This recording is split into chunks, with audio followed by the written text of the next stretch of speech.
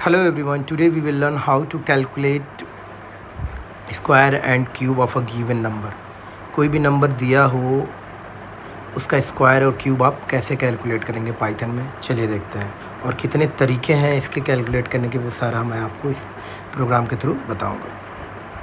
तो सबसे पहले हमको एक वेरिएबल की ज़रूरत पड़ेगी, चूँकि नंबर पे कैलकुलेशन करना है। तो मैंने एन नाम का एक वेरिएबल ले लिया जो इनपुट बॉक्स के थ्रू मैं कॉल कर रहा हूँ, उसको इंटीजर में कन्वर्ट करके एन में आके स्टोर करा लिया। अब इस नंबर को प्रिंट करा लेते हैं। मैंने इस नंबर को यहाँ पे प्रिंट करा लिया प्रिंट स्टेटमेंट से।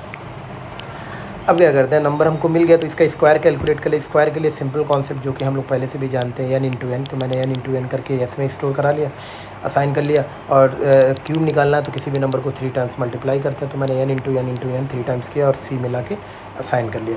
अब मैं प्रिंट स्टेटमेंट के साथ एक मैसेज देके वैल्यू को प्रिंट करा ले रहा हूँ। तो पहली बार स्क्वायर को प्रिंट कराता हूँ जो कि एस में है, और दूसरी बार क्यूब को प्रिंट कराता हूँ जो कि सी में है। अब प्रोग्राम को रन कराते हैं। पहली बार मैंने वैल्यू दिया 3, देखिए इसका आउटपुट आपके सामने। दूसरी बार एक बार और रन कराते हैं, वैल्यू दिया मैंने 2।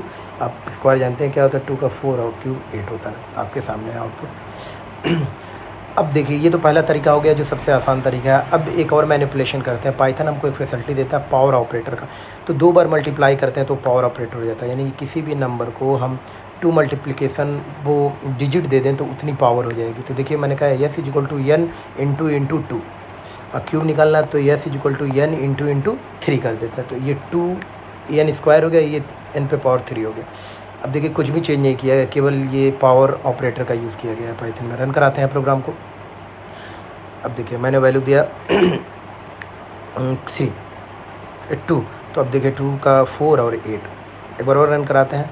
अब वैल्यू दिया 5। सपोज मैं इंटर करता हूँ 5, तो 5 का क्या होता है 25। आप जानते हैं स्क्वायर होता है 125, इसका क्यूब होता है। ओके, चलिए तो ये 2 तरीका हो गया हमको जानने का। अब एक और तरीका है जिसमें पावर फंक्शन आता है मैथ मॉड्यूल में। तो मैथ मॉड्यूल को हमको कॉल करना पड़ेगा। किसी भी मॉड्यूल के फंक्शन को हमको यूज़ करना है प्रोग्राम में, तो उस मॉड्यूल को पहले इंपोर्ट करना पड़ता है। तो देखिए सबसे पहले हम इंपोर्ट स्टेटमेंट का यूज़ करते हैं जो सबसे टॉप पे होता है। तो मैंने कहा इंपोर्ट।